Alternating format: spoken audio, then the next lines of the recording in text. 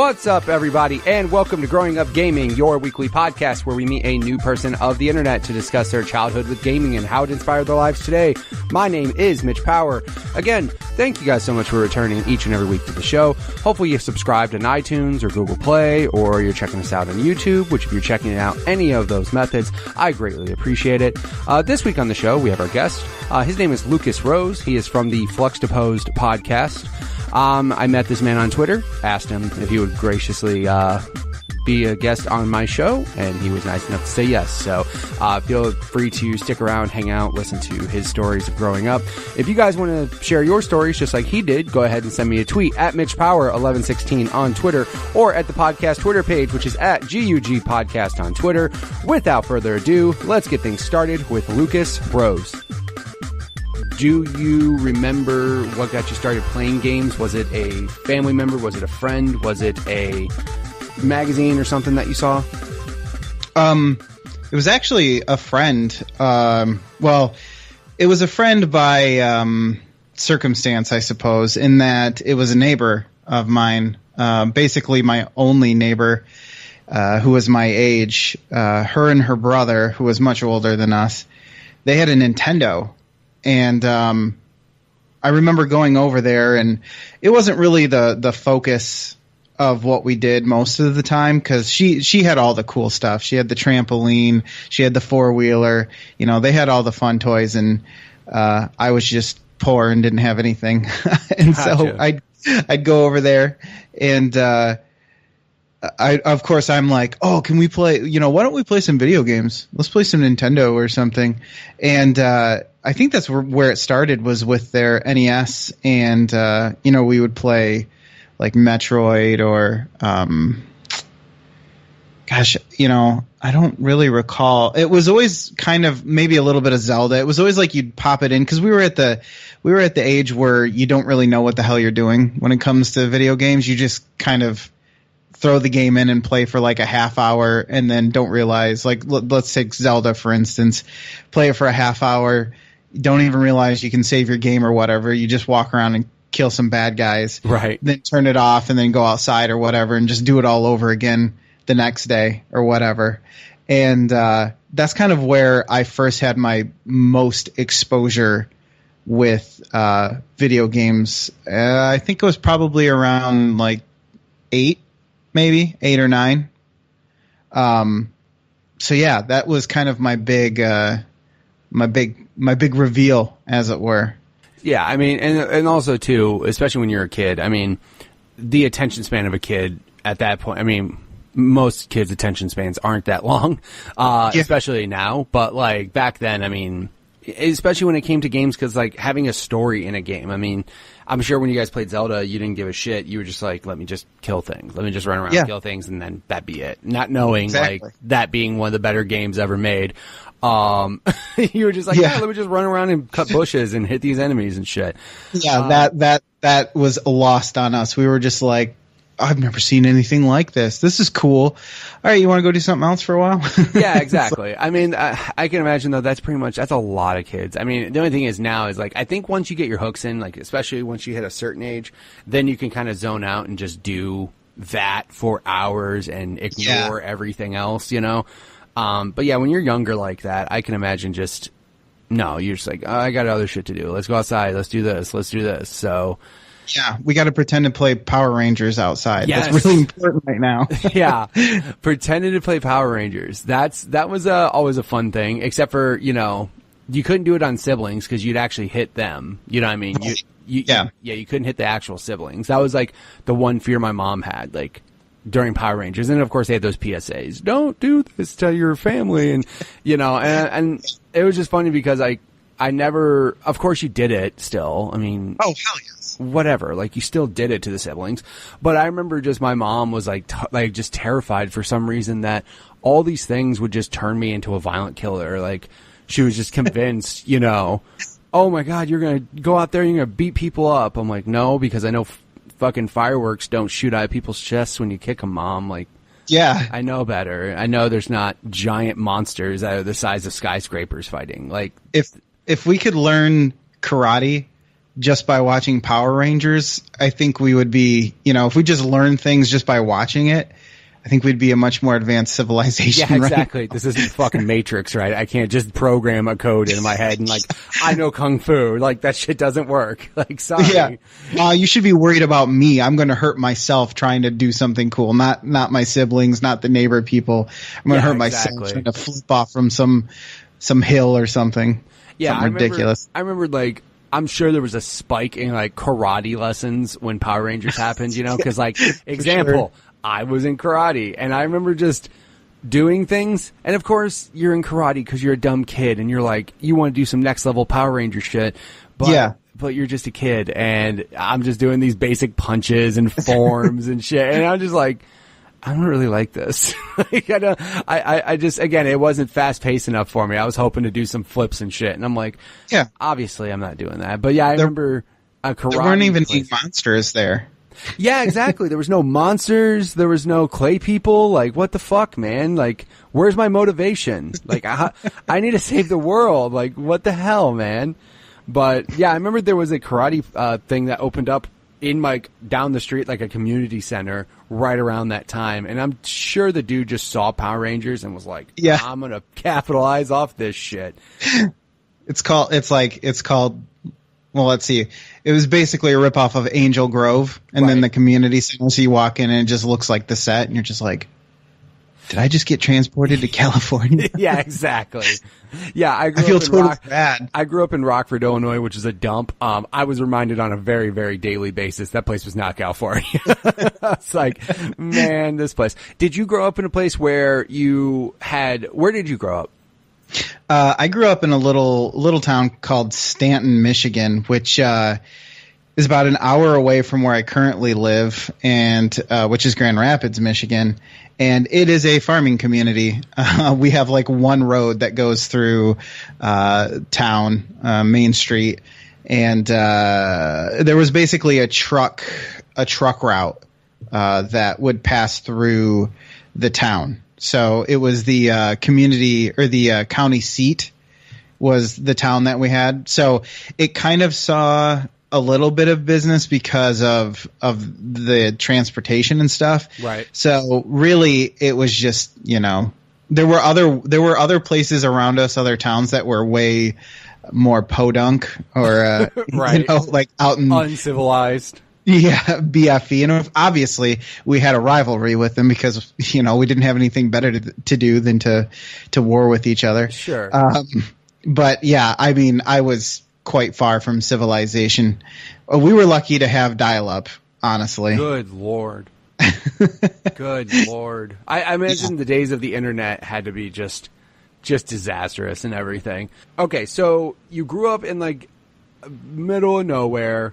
I was gonna the reason why I asked where you grew up because some people, for example, grew up in awesome climates where they can go out year round and do shit. But of course, you and I, growing up in Midwest, where it's awful weather and snowy and cold and rainy in the wintertime and just did you kind of spend a lot of times indoors during wintertime, or were you kind of out and about doing stuff still regardless?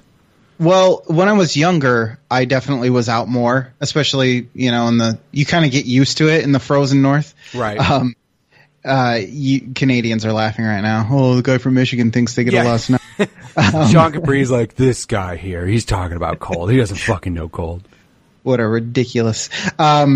So, when I was younger and my friends weren't judging me and everything, sliding was fun, building snowmen, doing the typical kids' winter stuff. Right. As you get older, though, you start turning 10, 11, 12. That's not cool anymore. I'm going to stay inside and I'm not a dummy. I'm going to stay inside and play video games. Yeah. Or watch TV or go to the movies or something. Yeah. What's really shitty is here, it's the exact, I'm in Arizona now, it's the exact opposite because in the wintertime, it's fucking beautiful here. It is beautiful. It's 70 degrees. It's gorgeous. It's amazing. You're outside tossing a football in shorts and t-shirt at Christmas time. It's gorgeous. Oh my gosh. And then the summertime hits and it's 115 outside and no one goes outside. No one goes out. Well, let me rephrase that. No one does outdoor activities. People, the thing that's crazy is people will go outside here, but then they'll immediately go to their air conditioned car, drive immediately to an air conditioned building. The problem is that every time in Arizona, this is like Arizona problem. Every time you go into a building in Arizona, you basically think you're freezing to death because they have it set to like 75 in the building and it's 110, 115 outside. Oh God. So you go in there and you're immediately just like feeling good, but then you get so cold. You're like, oh my God, because it's just such a big difference in temperature. But it's like a polar plunge. Yeah, it's really crazy because it's just like, and then of course you go to the movie theaters where it's already cold as it is, let alone them cranking the AC down because it's already hot outside. Like, yeah, man, dude, it's funny. People go to the movies here and they'll bring blankets with them to the movies. Oh my God. They get fucking froze out, dude. They'll just sit there, legs freezing to death. I'm like, either poor circulation or grow up, man. Grow up in a climate that is cold. Knock this shit off.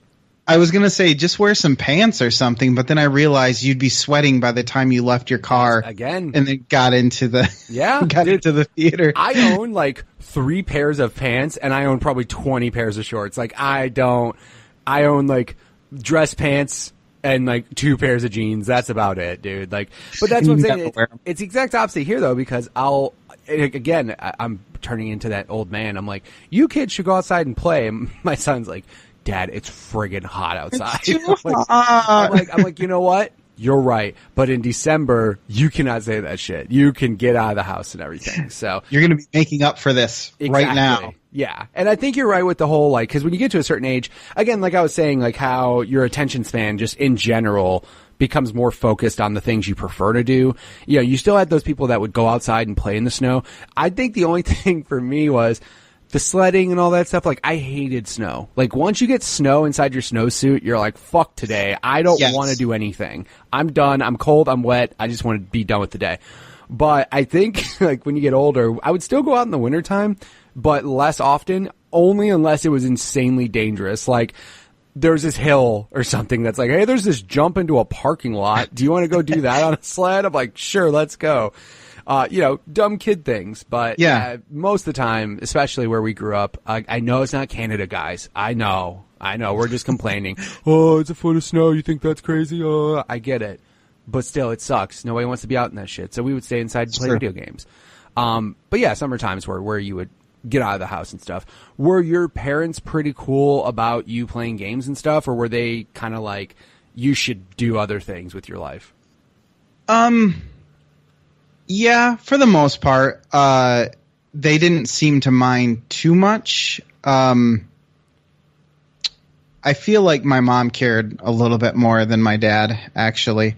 But like I said, it wasn't really a common thing. I never really started to stay inside just to play video games until we got a computer, I think. 'Cause after I kind of had the Nintendo experience at my friends, we didn't really have anything at home until probably until I was like 9 or 10, and we got a Sega Genesis. There you go. For me, my brother, and not so much my sister, because she's a lot older than both of us, me and my brother. Right.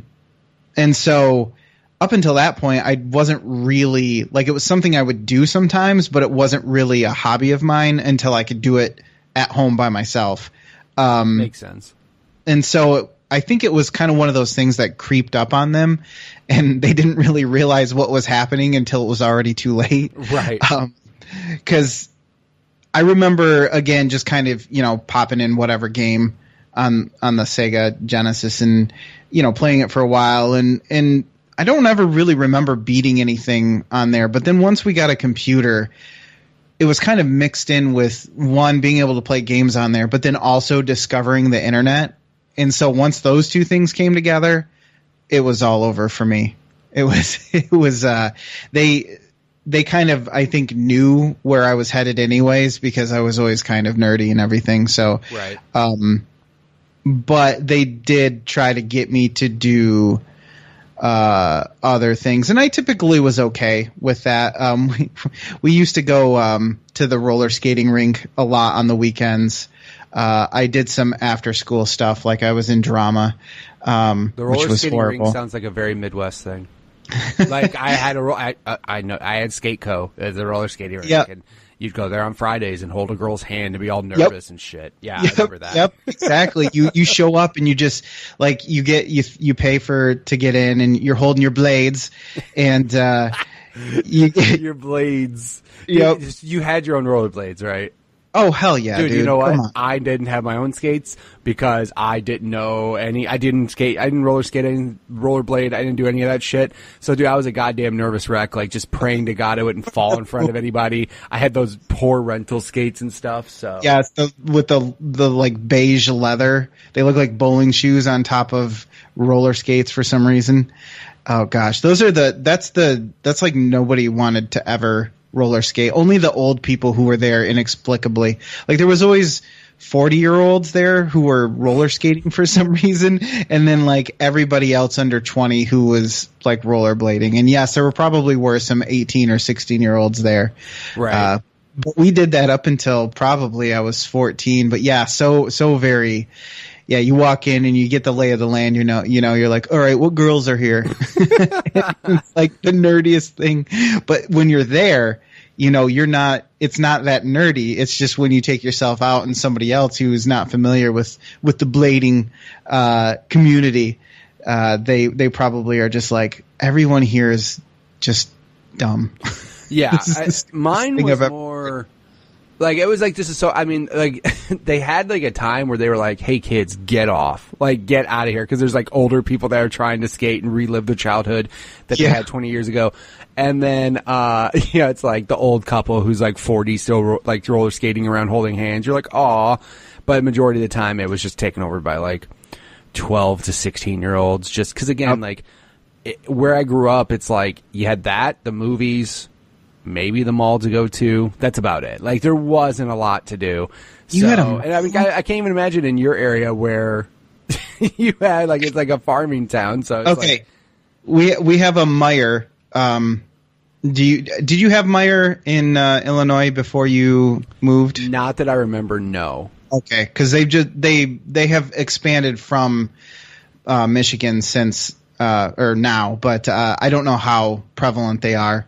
But it's basically a Publix, or I don't want to say. I mean, it's kind of a Walmart now, or maybe a Right. Target, but not quite as widespread. We would go there and just walk around. Yeah, we walked around Walmart a lot too. When you're, again, Yeah. because again, like, you have that certain age where it's like you want to stay up late with your buddy, especially summertime. It's like you want to stay up late with your friends. One dude's got a car. You got like $10. Okay, amongst all of you, you have $10, and it's like, Yep. let's go wander Walmart and like fucking cause chaos and just do stupid shit and Play with toys in the aisle for some reason. exactly. Hopefully not get kicked out, like, I had the same experience. So again, that's what happens when you grow up broke in a small town with nothing else to do. Yep, exactly. If you were rich that day, you got to go bowling. They had that cosmic bowling Bowling and is a shit. racket. Holy cow! It's like Yeah. $5 for shoes. What is going on there? Right? Well, again, the arcades though, man. Arcades Yes. were there. Just saying, like, that was like, or you get dragged to the bowling alley and you're like, I don't want to be here. And then you're like, there's an arcade. All right, let's go. Yeah, Like, I'll play. Yes. All of our bowling alleys always had like 3 games though. That was like the arcade. It was, and one of them was always not working or like super old. Like, of course now it's popular, but at the time it'd be like something like Galaga and maybe Street Fighter 2. And so Right. everybody just played Street Fighter 2. Mine always had like a gun game, like a gun game, and then there was always like the golf game with the ball, which no kid enjoyed. That was always for like the adult men. They were just like, oh, golf.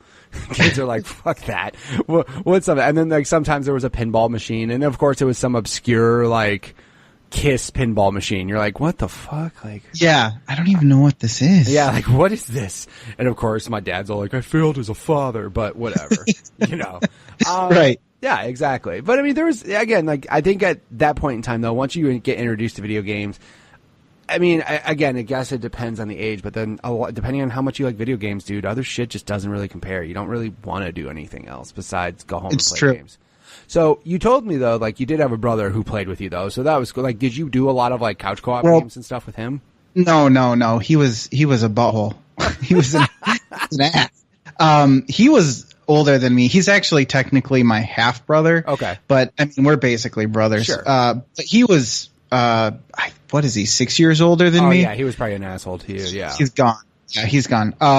He didn't have anything want to do anything with me, especially because he wanted it so he could play college basketball and Madden and all the sports games, which at the time I had no interest in it whatsoever. But I would play with them when he was extremely bored and had nothing to do. He'd be like, "Last resort. All right, I guess you could play, little bro. Do you want me to kick your ass in Coach K basketball? Okay, sure, as long as we get to hang out." Yeah, you're just that little wide-eyed child, like, I just want to spend time with you. And he's like, I just want to fucking play, but I guess I'll play with you. Yeah, you should pick this team. It's really good, and it's like the worst team. I'm like, just making you pick garbage. God. So we would play that every once in a while, but for the most part, other than like friends from school coming over every once in a great while, it was mostly just me. I didn't have too many gaming friends. I had friends who played games, but just because, we were at that age where we didn't really have much else to do. Right. And then once like middle school hit, that's really when I found other people who played games as a hobby as opposed to just to bullshit and waste time or whatever. Right, like that was their main hobby. That was their main source of entertainment other than elsewhere and shit. Like, I honestly... For a while there, I was still like, I would still play a lot of games with my friends and stuff, but I was still into other shit. I was into basketball, I was into basketball cards, I was into just random stupid shit for a while. Like, that was the one thing as like a dumb kid. I felt bad for my grandma because like if my kids did this to me, I'd be bummed out, and they kind of do. But every year I was into something else besides video games. So like there was the staple of like, yes, you can get me a video game. But then there was like 1 year I was into like yo-yos. Yeah. Like, right. And then the next year it was Pogs. And then the next year it was fucking Pokemon cards. And then the next year it was like just like my grandparents probably hated me because every year they thought they'd have me nailed down of what I wanted, which the only thing that was kind of consistent was video games. But even then, like, it's still, they didn't know what game it was. But then after that, they were like, well, what else do you want besides video games? And I'd tell them, they'd be like, all right, that's new. All right, I guess this is what we do. At least it's not one of those Mario games. Yeah, exactly. Well, I also love back in the day because like they would just refer to everything as a Nintendo. Oh yes, like, God yes, damn it! Of course, I didn't say God damn it because I didn't want to get smacked. But I was just like, God damn it! This is a Genesis. This is not a Nintendo. This is 16 bits and also blast processing. Okay, come on. Genesis does what Nintendo don't, obviously. God damn it! This has Sonic on it. This is advanced. Mind your business, Grandma. Like, you didn't do that, right? So no, that's fine though. I mean, like I said, there was still that fun time of playing games, and I mean, I was gonna say, was there a point in time when your brother kind of just dipped out of games and he was just like, because again, like once you get to that older stage, especially when you're in high school and there are far more entertaining things than video games that are kind of starting to develop, did your brother just kind of fade out of it and was just like, oh, for sure, little bro? Yeah, he basically moved into what all the cool kids were doing, which was playing basketball, going to prom, drinking on state land, and smoking weed. So of course, things you do in Michigan and Midwest. You drink underage and you do drugs when you're 16. Yeah. That's exactly what you do. Yeah. So he faded out while I basically got further into gaming by the time I was probably like 12 or 13. Right. But I had some rough years between 12 and 14. And so like looking back at it now, cuz I mostly after the Genesis, I don't think I had much of a console. I think I had a PlayStation 1 for a little while, but my brother ruined it by spilling beer in it. So that's super classic. What the hell? I know. That's about as Michigan as you can get. Like, about as Midwest as you can get. I spilled beer in the PlayStation. Oh, no. Yeah, in? Like, in? Oh, yeah. Like, how does that even happen? Did you open up the disc tray and go, this is a good spot to pour this? Like, what the fuck? Beer goes here, right? And so I was deep into some Ultima Online MMORPG action. Yeah, because you mentioned the computer. Like, that was the one thing I just never got a computer until later on, and I never really gave a shit about the computer. I just more, I use that computer for AOL Instant Messenger because that's how you talk to the ladies. Yeah, but CQ all day. Right. But no, I mean, like, so, and the other thing, so you had dial-up though, right? You at least had dial-up. Yeah. Okay. You didn't live kilobytes per second, man. Right, man. 56K, dude. That's advanced. Oh, those for the people. That's for them city folk. Right. They got speed over there. We just settle for, an image every minute or however long it took. Yeah, exactly. What you could get, right? Back in the day when you had to like download music videos because your computer couldn't handle just streaming it, you had to like download a music video to watch it, and then downloading it if you had dial-up took days. Like, you would set it at night, and then you're like, all right, I'm going to bed. I hope my internet doesn't cut out, like disconnect while I'm gone. God. Somebody calls and dude, that was the number one thing. Like, like the best thing in the world was picking up that phone after you just kick somebody off the internet, and you're just like, God damn it, I was on the internet. You just ruined it. Like, you just get the most angry person on the phone because you just ruined the internet for them. So, thank God technology isn't like that anymore, right? We've constant internet all the time. Thank God.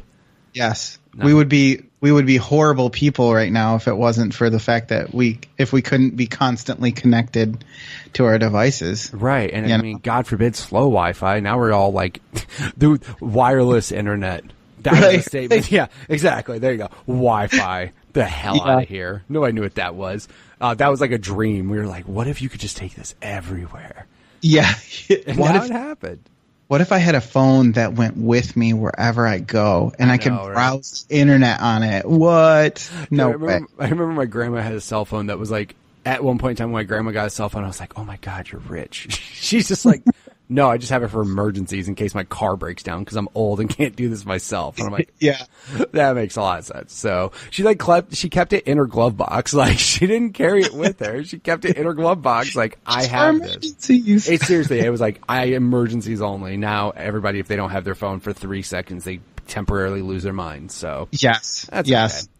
So you got into the online gaming though for PC. So the console side of things kind of not went to the wayside, but it just wasn't as primary of a focus. Right. Well, like I said, we weren't really, I don't want to say rich, but yeah, we weren't well off. And I lost my father when I was 13. So that kind of cut, your living expenses and everything, and how you go about taking care of yourself, kind of the priorities change. For my mom, she was it was me and my dad living together, cause she moved, to another town about a half hour away. And then when he started getting sick, she moved back in for a little bit, and then my dad passed away. And then pretty much after that, it was just me and my mom. Cause at that point, my brother was living in Florida, because everybody from Michigan eventually will move to Florida. It's just a fact of life. Is that like when you graduate high school, they go, cool, here's your map of Florida. Here's where you have to live. Yeah, exactly. Our biggest export is actually people going to Florida. Right. Not industry. Vehicles anymore. People leaving to go to Florida. That's right. Right. And so, yeah, we had a gateway computer that my mom bought, and then we just kind of, like, once I got into the PC scene, I started to kind of realize, I can upgrade this, and that kind of started taking precedence over, buying a console. Really, right. Because I wasn't just playing Ultima Online. I also had played Half-Life. I actually upgraded the computer for that, for instance. Back when you would get a PC Gamer or something like that magazine, and it would come with demo discs. And you were like, oh my God, I don't have to download them off from the internet for 5 days. Right. I can install them right from this CD-ROM. CD-ROM. That was a thing, bro. Yep. And you get so excited, you're just like, oh, dang, there's like 3 demos on here. How do they fit all that on there? Oh my God. Magic. That's how. Because magic. 3 megabytes on a friggin' floppy disk. So yeah. Yes. Jesus. So, I mean, obviously I'm sorry to hear about your dad. I mean, I lost my dad when I was 16. So, I mean, early age as well. And I can understand though where it puts the damper of like, hey, guess what? That income not happening anymore. So, I mean, it makes sense. I mean, at least, you had games and you had some sort of outlet and stuff to at least help make it easier for you and everything. Cause that's something that at least helps get people through things. I think that's what, looking back on it now and being so involved into Ultima Online specifically, I mean, I would stay up until 3 a.m, 4 a.m. to play this game and then have to go to school the next day or skip, which is usually what I would do. Right. Or option B, not go. Yeah. Mom, I really just don't feel like going. And, my poor mother, kid just lost his dad. My mom just lost her husband. Is she really going to pick a fight about this right now if I'm really going to be a shithead and not go? You know what I mean? No, exactly. I mean, at some point she takes, she'll take a stand, but for a little while there, I'm sure I was just being, taking advantage and just being like, I'm miserable. I'm just going to stay home and play this game for 18 hours of my life, apparently. And looking back on it now, I'm just like, that is like video game addiction, basically, because it replaced most of my my social interactions. Because I would be talking to people I knew from school, but hadn't seen them in like 3 days because I was home instead of going to school, Yeah, I mean, the thing is that when stuff like that happens, I mean, any trauma in your life, when stuff like that happens, you try to find something to grasp onto to try to make you, I'm not going to say forget, but just try to like put your focus elsewhere, and I mean, that happens, but I mean, where it becomes a problem is like if it continued, and I mean, here's the thing, it could have been heroin. But it was gaming. You know what I mean? Yeah, exactly. Yeah, look at the bright side. At least it wasn't the worst thing that could have done damage to your body. I mean, yeah, you missed some classes. Whatever. You're fine. But it all worked out now, yeah, obviously. Exactly. You're all worked out now. But, I mean, yeah, especially, and that's the other thing, too, is like, dude, online gaming, I didn't touch or know about until, like, Xbox. Like, Halo 2, that type of stuff. Like, obviously online gaming was around before then, but because again, I never got into the PC side of things. I just never messed with it. But also, too, when you have a game like that, it's also a social thing. So, I mean, you're interacting with other people. So, I mean, that's another aspect of it, too, where it was basically a visual chat room for 80% of the time. You weren't actually playing a game anymore.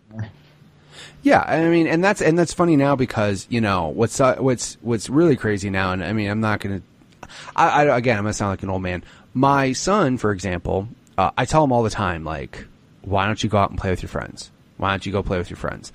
Mm-hmm. The thing is now is kids have an option of playing online with their friends, and that's their source of social interaction. Yeah. What sucks is you don't want that to be their only source of interaction because you want them to be able to talk to people in person and not be fucking weird. But I mean, like, for example, like my buddy Jared, he lives in Illinois still. I moved to Arizona. He is literally one of the only people I still talk to in Illinois because we play games together. Like, if I didn't play games with that dude, I wouldn't have talked to him really at all. Like, I would not be talking to him as much as I do. So, I mean, that's our social interaction. That's how we still converse and everything. But now that's kind of because the internet is just everywhere and your phones are a thing. There's no need to actually go face to face with people. Obviously, my son, once he gets older, will want to like go to the mall or go to the movies with his friends and like do that kind of shit. But now, like, they all have phones. Like, before, like, if I wanted to go find out what the hell was going on at my buddy's house, I had to fucking leave and get on my bike and go there. But is Gary home? No, Gary left. All right, bye. I guess I'll ride a half hour back home then. Well, mine was around the corner, not a half hour. Oh, that's good. For you, that's good. Dude, that would suck. That would suck. You ride a bike for a half hour, which is miles, and you're like, is he home? No, he literally just left. It's like, I can see him sleeping. He's just in his room sleeping. I can see him. All right, I guess I'll just go home then. Right. I had shitty friends, by the way.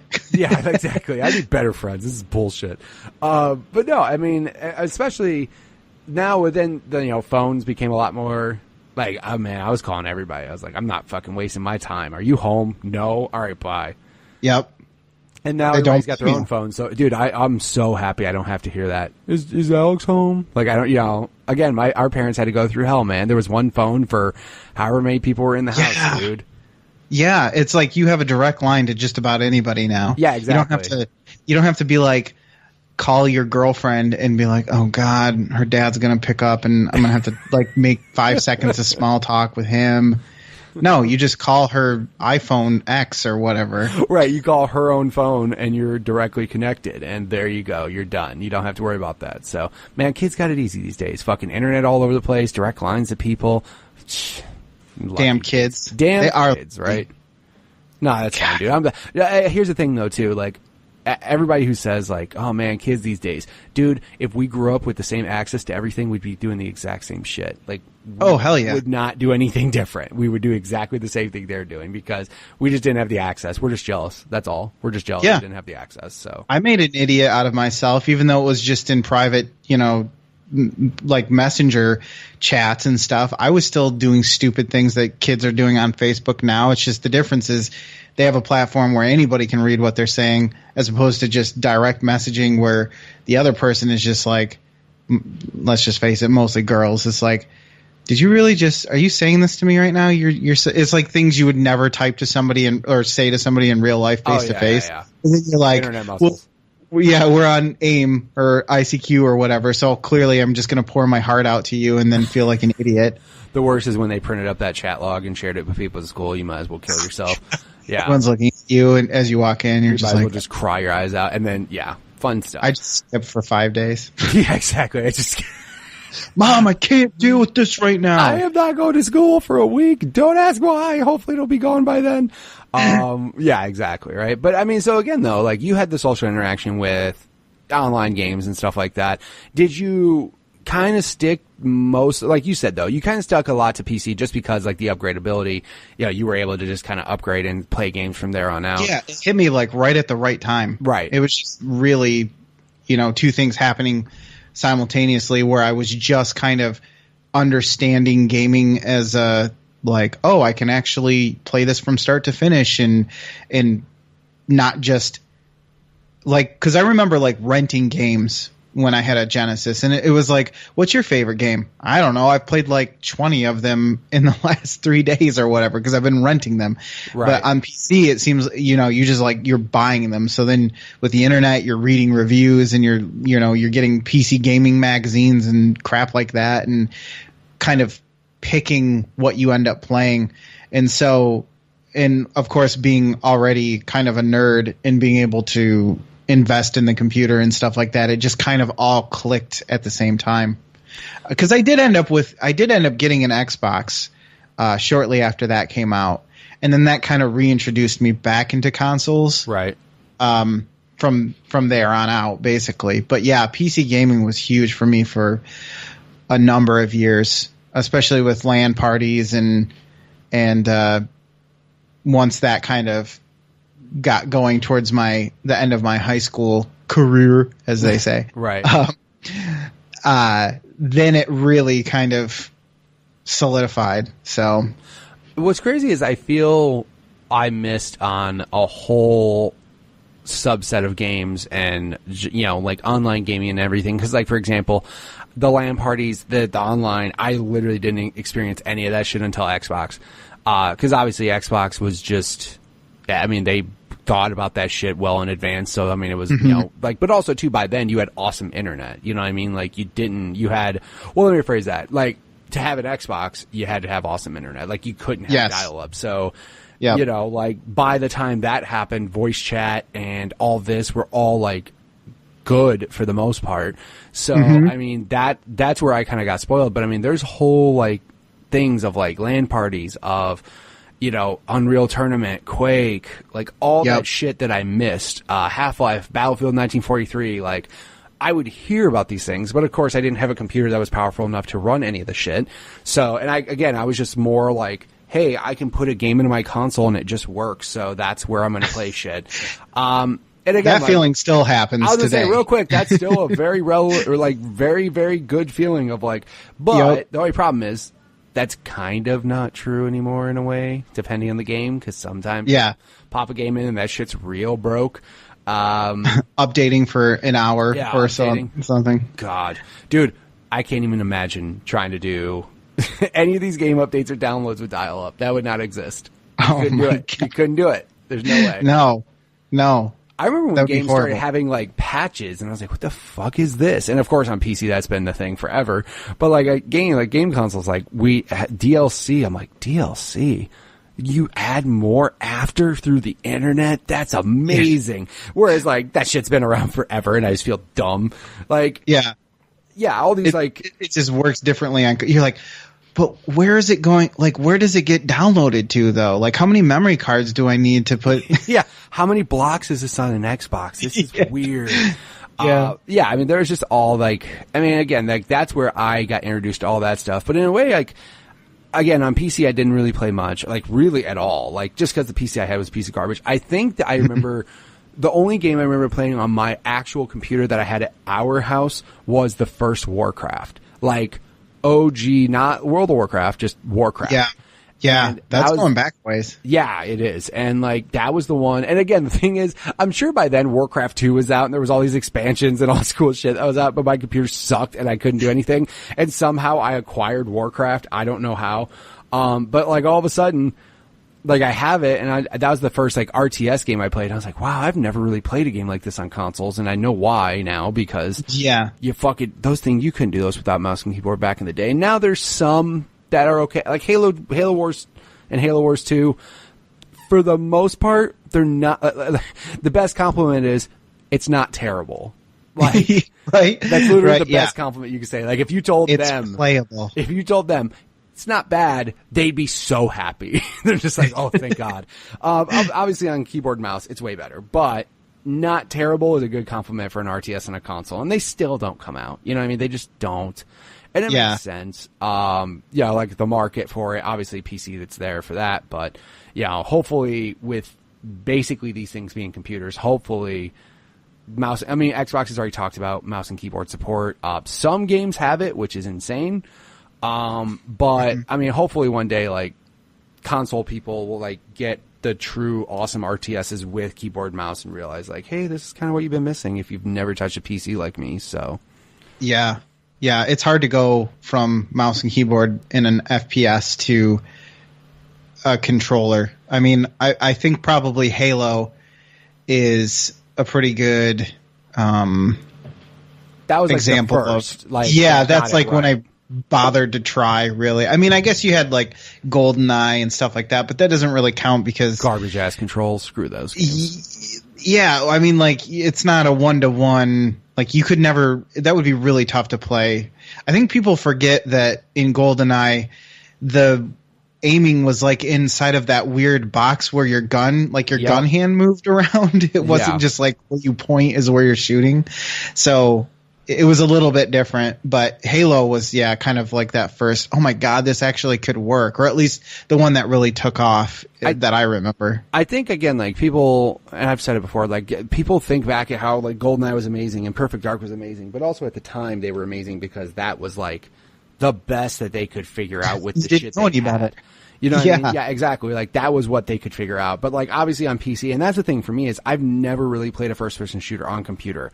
So like I've never had that like, oh, I'm mouse and keyboard all the way. I can't do controls. But then like Halo, like I said, Halo was the first major first person shooter that I played that I was like, okay, this is awesome. I mean, I played Doom, but Doom doesn't fucking count. It's just left and right. There's no, you know what I mean? It's not like a real first person shooter and shit. But, with Halo, how there was aiming and all that stuff, like just the dual sticks, like they absolutely figured it out, and then everyone and their mother just started making them because they figured out how to do it. But I mean, like that is the thing. Mouse and keyboard, people will say like, I'm sure people are great. I'm sure if I did it, I'd be awful. But that's just me. I mean, I'm sure it's easier. Like, I don't know. I mean, again, like that was the big concern with certain games like that are crossplay now, like Gears, for example. You can play Gears of War 4. You can play people on PC, and immediately people were just like, who's going to want to play against people who are on mouse and keyboard? That's like a big thing. So, I mean, they started it initially. They just started doing co-op, and then they eventually opened it up to just like every mode. They were just like, no, fuck it. If you really want to try and see how that works for you, go right ahead. So you can just see how it works for you. But you know, might as well. Might as well, yeah. So as far as it goes, so you got. You had a PS1, and then your brother spilled beer in it, because that's just fucking rude. That bastard. I did play Metal Gear Solid, though. Probably the highlight of one of the first games I remember completing from start to finish, actually. Nice.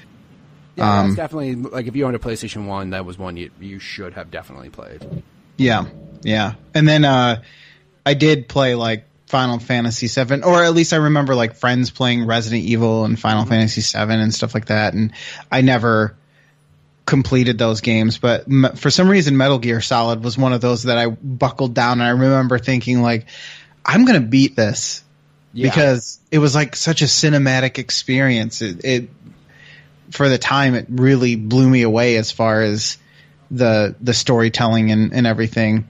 I mean, that game just in general, like, had so many just amazing things. Yeah, story, gameplay, characters, graphics at the time, voice acting, things to mess with your head, like you know, the back of the CD case thing, which literally I screamed holy shit when I found that out. I was like, holy shit, because we looked all over the place for a CD case, dude. Like, in the game, we're looking for CD case. You're like, and I'm like, there's no item in this damn game called CD case. And then literally my buddy sitting next to me just flipped the disc over and goes 141. I'm like, what are you doing? And I looked, I'm like, holy shit. I was just like, I was blown away. I was like, this is gaming. Oh my God. This is amazing. This is the next level. This is the next level. I mentioned this in the previous podcast I just recorded too, though, but, the problem is with Metal Gear. Go back and play Metal Gear 1 that was on PlayStation today, and everything else is fine. Those graphics, dude, woof. They are rough. Oh, yeah, now. Dude. Like, I forgot. I went back and tried to play it, and I forgot they didn't have faces. Yeah, they straight just had, like, a static face and just, like, nodding when they talked. Like, that's all it was. They had, like, dark spots for, like, where their eyes and, you know, their forehead would be and stuff. Like, a vague suggestion of what a face, like where your face would be on this model, but definitely no actual, like you said, no mouth movement or anything like that. No facial movement. It was just like your head bobbed up again, though. That's the thing, is like your head does those things, man. You look back and you're like, Metal Gear is amazing, and you think in your head, oh man, it was so good, and there was all this, and then you go back and play it. Thankfully, though, that game holds up as far as every other aspect of the game holds up. Yeah. Like, the controls are still awesome. Gameplay, story, characters, all those are amazing. Like, it's still so good. But those graphics in your head, I guarantee you thought they looked way better than they actually did. Because you went back and you were like, whoa, that's really bad. What are these blocks of color I'm looking at right now? But again, and I mentioned this before as well, is like, think about how much impact that has, that it looked like that, yet you still have those fond memories of the characters. Like, they had to do that kind of shit to make you care about a game, because, you know, you can't compare photorealistic graphic. Like, that's the worst thing in the world, is when a game tries to be photorealistic, because in 5 years, it's not going to look as good as the next games that are coming out. And then 5 years after that, it's going to look ancient. And to have a game thinking like Metal Gear Solid, like, you know, the first thing that doesn't pop up in your head is graphics, is like story, gameplay, characters, voice acting. Like, those are things that leave that lasting memory. Same thing with Final Fantasy VII. I'm really sorry. You go back and play that, and you're just like, yo, this game is really rough. I did that recently, actually, because having never finished it, they have it on Steam, the PC version, and even that, I mean, you can up the resolution so that there's no jagged edges and everything, but the models, you know, the way that everything, it's cute now because you remember it obviously you don't forget that they're these ridiculous little models that barely have any polygons to them. Right. But the just the way that the backgrounds and everything look, it's like, thank God they made them pre-rendered and everything, because I would hate to imagine what they would have looked like if they actually had live backgrounds and everything for the world. It would be a mess. It would be a disaster. But yeah, I mean, like I said, I mean, at least, you know, again, I think around that era, I mean, obviously like Super Nintendo and stuff, you had, because the sad thing is I can't think of very memorable Genesis games that like story wise like stick out. I'm sure people are gonna right off the top of their head say some RPG or something, but like Super Nintendo had those RPGs where, you know, Earthbound, Secret of Mana, Chrono Trigger, Mario RPG, and like all these games that people will go like, that story was amazing. I think PlayStation is when they started tying it all, like that story, voice acting is amazing. Like that's when it started getting graphics, right? But then you go back and sprite graphics, anyways. Yeah, I was gonna say now. Well, I mean, that's the other thing too. Is like Super Nintendo, like 8-bit, 16-bit era, absolutely hold up better than anything else. Period. Like just because of the art style of it, they didn't try to be realistic. I mean, sure, realistic as much as 16-bit can look, but they weren't trying to be realistic. They were just drawing sprites, and they look amazing. But you go to PlayStation 1 and you try to go quote unquote realistic or 3D models, and they're just not good. But again, they're never going to be as good as the next thing coming out. So I think that's why people give a shit more about that whole, you know, that era of gaming rather than PlayStation 1. Now everybody's just getting PS1 remasters, so they prefer those anyways. Like, go back and play Crash 1 and then play the Crash remaster and tell me which one you think you would prefer to play now. Like, the old Crash games, again, just 3D modeling. I mean, the only thing that's weird with those is like some people, and this is always the case, some people go, man, were these games always this hard? Yeah, they were, just because the gameplay was not that great. Crash isn't that great of a game. Like the camera's kind of in a shitty spot when you're running at times. Like, sorry, they were still figuring that shit out. Yeah, like exactly. Any 3D platformer before like Mario 64, you know, was tough to a certain degree, because not because it was a difficulty setting or something, but because it was just artificially difficult just from a control and camera standpoint. That out. I think to this day Mario 64 holds up, because I mean, graphically, of course, whatever. But like, I still love that game so much just because the gameplay of it, and again, story, whatever. Princess Peach get captured by Bowser, blah blah blah blah, whatever.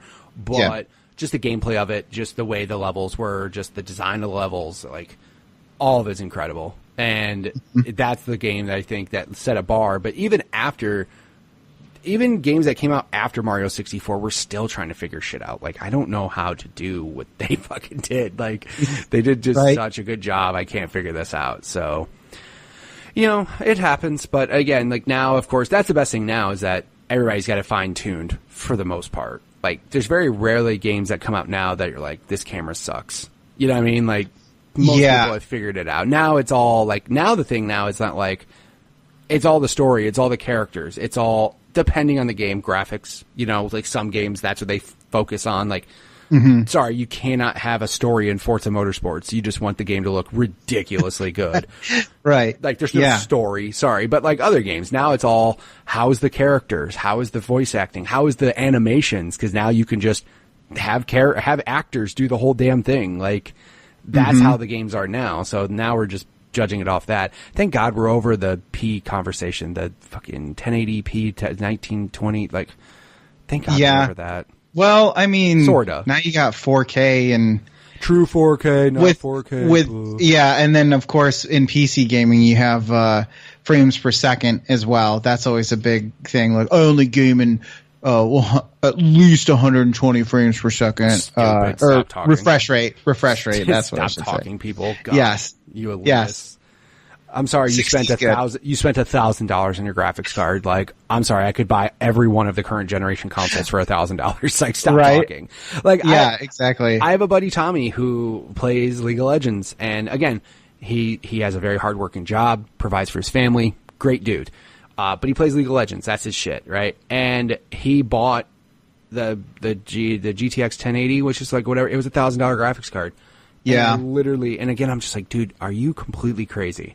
What is wrong with you? I'm like, what is wrong with you, man? Like, you really spent $1,000? He goes, this is all I do. This is my fun time, dude. Like, I don't do anything else. So yeah, I'm going to buy this card and just max this shit out to the extreme. I'm like, I bought it because I can. Essentially, that's what he said. He's like, I bought it because I make damn good money and I can do what I want. And I'm like, fair enough, dude. Yes, you can. In the back of my mind, I'm like, the PC enthusiast in me is like, do you really need that graphics, that much power for League of Legends? It's not even a really good, powerful graphics engine to need such a powerful card.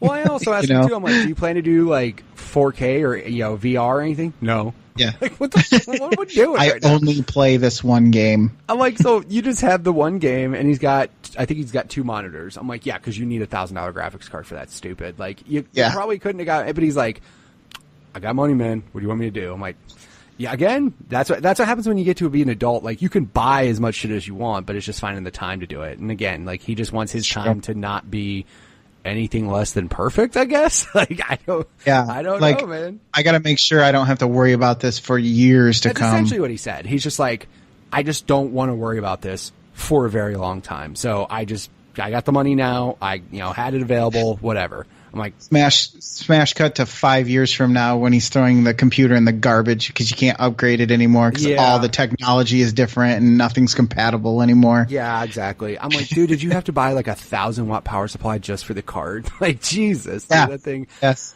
I'm like, man, but again, that's their things, right? And that's my thing for me at least. Like, he actually gave me his old graphics card, so thank you, Tommy. He's like, I really don't need this. But again, like, I don't really do stuff on the PC. Like, I play on consoles. It's just easier. So, I mean, that's kind of my habits now. I mean, as far as it goes, like, are you still very much into PC now, or what are your gaming habits like today? Because obviously, you had an Xbox. You kind of got back into the things with that. Were you like 360, or did you kind of bounce back and forth between any consoles? I actually picked up a 360 mostly because, to me at the time, they were coming out with some of the more interesting exclusives that I remember, and I don't really recall. Maybe it was Halo at the time, but I don't really recall what exactly made me want to get the 360 in particular, but that's just kind of the route, probably just because I had an Xbox before that and I didn't really see a reason to switch. So I picked up the 360, and that was kind of my gaming center for a long time. I kind of stopped PC gaming. I mean, I would still play PC games, but it wasn't so much like I needed the latest and greatest. I would just play whatever my friends were playing or whatever. Right. Just kind of work with what you got, like play games that worked within what you already had. Right. Yep, exactly. And then I started getting into the NHL series of all things, and that became kind of an addiction with doing real 6v6 leagues, right, where everyone would play one of the positions on the ice, and you would have a fake league where you had real stats and everything, and at the end of it there would be a Stanley Cup, and that I probably played for, from NHL 10 maybe all the way up to whatever the last one was before. I think 16? Right. 14 maybe? Gosh, I don't know. It's been a while. But my friends are all about that same shit, dude. Just be a play. The ESL. EA Sports League or Sports Hockey League. Yeah. Yeah. Dude, they're all over it, and they play it all the time. And I remember playing, I'm like, yeah, this is fun. I remember playing NHL 2K4. 2K4. Jesus Christ. But no, that was like, I remember playing that and liking that quite a bit. And I mean, I play hockey games here and there, but dude, like, I mean, they are completely obsessed with it. So I know exactly what you're talking about because they take that shit so serious. Do they do what we did and just like continue to play it obsessively but bitch about every single aspect of the game? Yes. Yes, 100%. They will play it and just go, man, what the fuck, man? This game's such garbage. Fucking garbage ass game. I'm like, why do we play this? And of course, like, if I play, I'm like, guys, I'm gonna just suck. I'm telling you now, I'm not gonna be good. Because again, I haven't leveled up my character. I haven't gotten to the point where my stats are good. And they're doing next level deeks, fucking throwing it everywhere. And I'm just like, I'm just gonna pass it to one of you people as soon as I get it. Like, I'm a body. Yeah, exactly. I will play D and just lay down if somebody comes near me. That's what I'm going to do. Like, I can't do much else besides that. So I think, but no, like the whole 360 thing, I mean, obviously at that time 360 was just dominating the shit out of stuff. So, I mean, that's that's where a lot of people did end up going. Did you ever fall down the Call of Duty rabbit hole of like everybody and their mother having Call of Duty and you getting into it? Only really for Modern Warfare 2, which is, so good. God. Yeah, that's should be everyone's favorite, I should say. I would say like that or Black Ops. Like those two were both like really good, but then afterward, like, it started going downhill fast, but yeah, because I didn't play Black Ops that I remember. Black and Ops I definitely, well, and I worked third shift at that time too, so it was really tough for me to really play with anyone. Yeah. Unless I got up at like 6 p.m. and then went to my job at midnight. It was kind of like, okay, I'm going to finish by the time I come home. But and then when you came home and played, there was a bunch of like European dudes on. You couldn't play with like anybody that even because nobody in the U.S. was up at 7 a.m. playing Call of Duty unless you were a complete bum. Why are you drinking beer at 7 o'clock in the morning and playing Xbox Live, you stupid a-hole? Yeah, and I'm like, mind your fucking business. Exactly. I was also, I think I was playing World of Warcraft at that time. I did for quite some years tried to relive the magic of Ultima Online by playing World of Warcraft, Champions Online. Holy shit, I haven't heard anybody say Champions Online in forever. Holy shit. Dark Age of Camelot was one of them. Lord of the Rings Online. I've tried out quite a few Matrix of them. Online? Nope, I did not try that one. That trash. Got it. Good job. I was like, no. So there was also kind of that going on in the background as well. But then from the 360s, like what happened was the reason why bringing up NHL and all that, I think it was 14, was when the leagues kind of were like, hey, is everyone getting the Xbox One and getting NHL for that, or are we going to stick on the 360 for another year? Right. And it basically was determined that pretty much everyone was going to upgrade except for me and Jason, my co-host on our podcast, and in real life friends. And so the most least important and definitely should be mentioned second part of that equation there. And so we didn't end up upgrading. We were both like, no, well, we've got our PCs, I guess, so we'll just continue to do that because we're poor. And then that kind of hopped me back into PC gaming, which is where I stayed for, gosh, when did the Xbox One originally launch? 2013. So for almost 5 years then. Holy shit. I was only PC gaming, or maybe more like 6 years, I guess, really, because by the time I stopped playing the 360, I kind of didn't really play anything else besides NHL.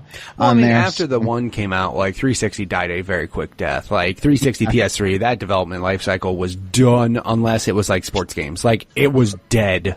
Yep, there wasn't anything. It's not like Nintendo where they just kind of continue to produce content until about 6 months or whatever. They're not the Wii U. Yeah, exactly. Not the Wii U. They were like, get away from that, please. That's true. Please run away from it.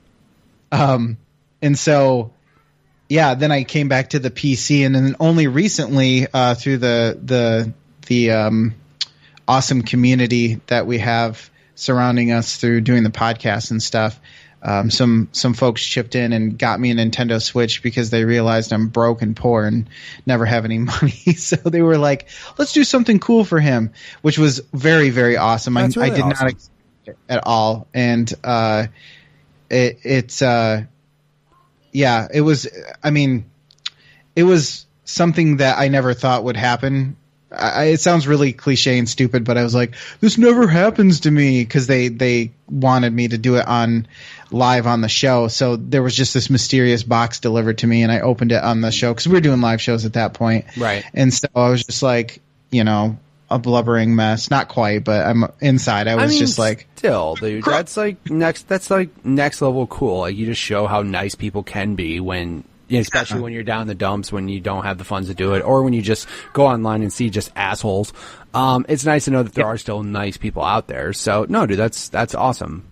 And I think a lot of it stemmed from the conversations that Jason and I would have where we were discussing like, well, if you were to upgrade, like what would you do knowing that you have a PC and you can pretty much play most Microsoft games that are coming out on PC. I was just about to say, lucky for you, Microsoft was like, we don't give a shit. We're just going to put everything on PC.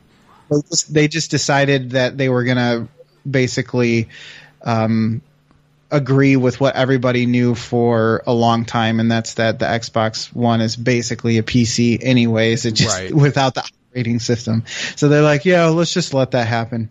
So yeah, I was like, well, I don't need an Xbox One really, and the PS4 was alluring, but at the same time, I had enough of the games that were coming out for PC that I'm like, I feel like I can find at least something comparable, like Tomb Raider instead of Uncharted, which, you know, some people might be up in arms by me saying that, but at least I knew I could get a similar experience if I were to stick with the PC. And so that really left me with one option. I'm like, you know, I can't get a Mario game on PC. Never, unless you do emulation, which I'm no stranger to. Allegedly. Allegedly. Yeah, exactly. Don't hold me to that. Yeah, allegedly. And honestly, it's never the best experience anyways. No, so. It usually isn't. No. I mean, I honestly believe you did the right choice only because I'm not saying PlayStation exclusives aren't great. I know everybody's going to just light me up. You fucking Xbox fanboy. Whatever. But, because I have a PlayStation. But, I mean, again, you're right. You can, for the most part, all of your awesome third-party games are going to come to PC. You're not going to run into that problem. Any quote-unquote Xbox exclusives, which I hate when people say quotes now because it's on PC now, whatever. Yeah. You still get to play all those, which is awesome. Yep. You know, like, and you get to play with people on Xbox, which is even better. So, I mean, there's all these cool things, but I mean, yeah, you're right. You're not going to get a Mario Kart. You're not going to get a Zelda. Not really. You're not going to get a Mario for sure. Like, you're just not going to get those. So, yeah, absolutely. And the mindset behind those games are completely different. Like, sometimes, you know, Grand Theft Auto 5 is great and everything, and it's like the Grand Theft Auto really series. Is. It's one of my favorite series in gaming. But sometimes you don't want to run down hookers with a truck and steal their money. You know what I mean? Right? It's not for, you gotta take a break once in a while. Yeah, you want a Pixar movie instead of a Quentin Tarantino movie. You know what I mean? That's a very good analogy. So, thank you. So, it was nice to be able to kind of like have that option now, and I definitely have been exploring that. Plus the handheld, like I couldn't not talk about the ability to take the Switch upstairs with me and play in handheld mode, because I spend most of my time with my son when he's, you know, awake. And so my computer's downstairs. I can't just like sit in the basement all day like I used to when I was a kid. So it really made the most sense. And I was so happy when I was able to, you know, basically have that, have the option to do PC gaming and Switch gaming. So now the only problem is I'm so ingrained in the like Steam community and mindset on PC where games that released 2 years ago go on sale for like $4.99. Which is amazing. It is amazing, and it happens. It's not just Steam. There's like multiple websites dedicated Origin and Uplay, and then Good Old Games, and there's just a bunch of different aspects of you getting games, and especially if, like I said, if you have a decent PC card that can just run all those even better than they could on the consoles at that time. Even that's even better. So yeah. No, you made the right choice. You're good. I mean, like I said, your majority of your awesome exclusives. Again, I know Sony has awesome exclusives, but at least you have a good variety. You know what I mean? Like God of War and Horizon are phenomenal, right? Like I'm not gonna lie, like they're really good games. But also too, like the one thing that's very frustrating is a lot of the times PS4 will get like quote unquote console exclusives, but then they come to PC still. So you're just like Nier Automata, it's just a middle finger to the other consoles, basically. Basically, I mean, you can get it on PC if you want to. So like I said, I mean, the only ones you're truly missing out on are those Sony made games. Your Detroit, God of War, Horizon, right? You're like Uncharted. You're just not going to get those, but you're going to get everything else, and then you're going to get all the Xbox franchises. You're going to get all the Nintendo franchises. You're fine, dude. You made a good choice. Don't worry about it. Oh, trust me. I have more games than I'll ever complete in my lifetime. Yeah, and technically, you could do PlayStation Now, I think, on PC, and I guess, but again, you have to have really good internet for that, and it's streaming. Nobody wants that shit.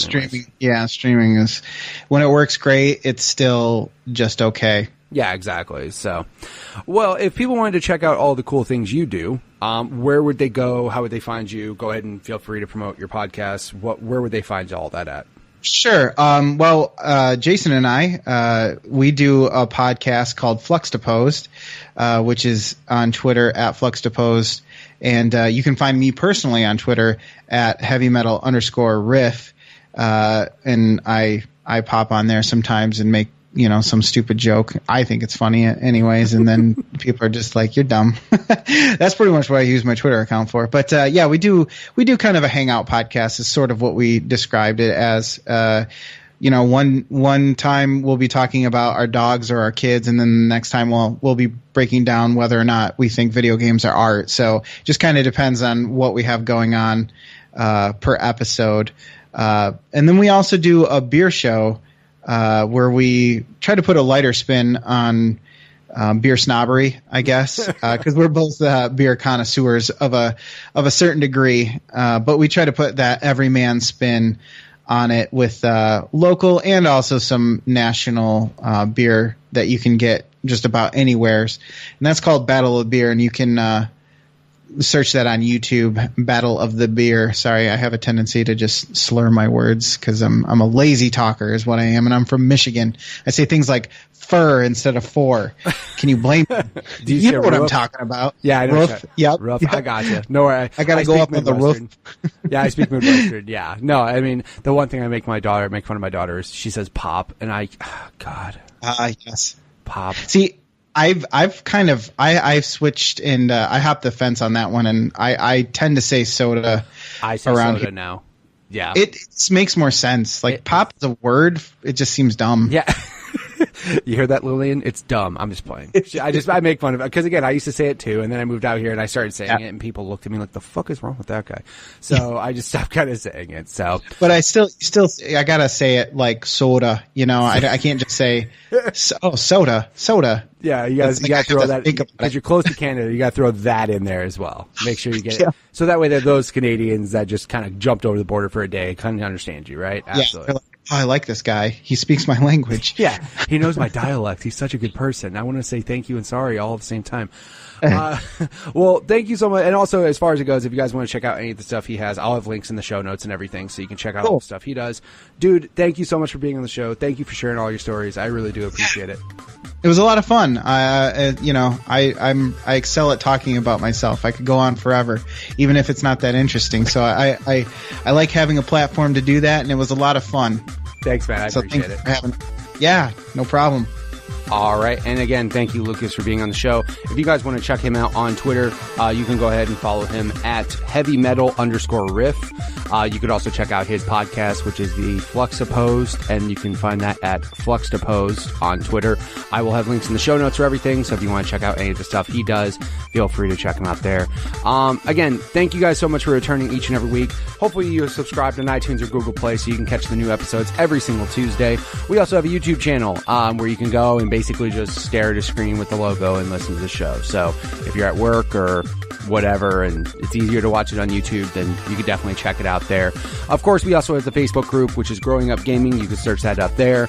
We also have the website, gugpodcast.com, which I do not update nearly enough, and I say that every day, but I need to keep being better about updating that. So, again, thank you guys so much for returning. If you guys want to be in the show again, send me a tweet at MitchPower1116 on Twitter or at the podcast Twitter page, Podcast, which is at GUG Podcast on Twitter. Thank you guys so much for returning. Leave me a review on iTunes or YouTube or subscribe or, all the same stuff everybody else does. But if you leave me a review, or if you just want to tell me if I'm good or bad, you can just go ahead and let me know that on Twitter as well. So again, thank you guys for returning. Thank you guys for listening, and I'll catch you guys next week with another new episode. See ya.